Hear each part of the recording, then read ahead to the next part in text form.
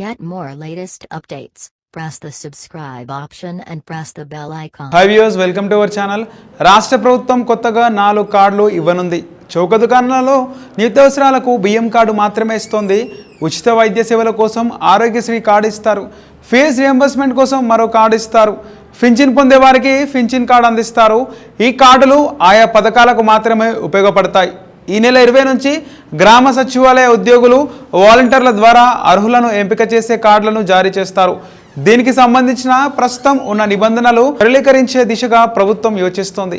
1-2 రోజుల్లో దీనిపై తుది నిర్ణయం తీసుకోనుంది ప్రభుత్వం. ఇక పౌర సరఫరాల శాఖ అందించే రేషన్ కార్డును ప్రస్తుతం పలు ప్రభుత్వ పథకాలకు ప్రామాణికంగా తీసుకుంటారు. ఇక పౌర సరఫరాల శాఖ అందించే రేషన్ కార్డును ప్రస్తుతం పలు ప్రభుత్వ పథకాలకు ప్రామాణికంగా తీసుకుంటారు.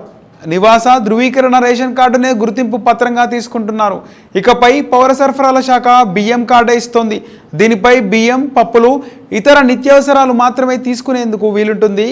లబ్ధిదారునికి కొత్తగా బియ్యం కార్డు ఇచ్చి ప్రస్తుతం ఉన్న రేషన్ కార్డు రద్దు చేయబోతోంది ప్రభుత్వం. ఇక ఆరోగ్యశ్రీ, పింఛన్, ఫీజు రియంబర్స్మెంట్ కార్డులు ఏ శాఖకు ఆ శాఖ ఇస్తుంది.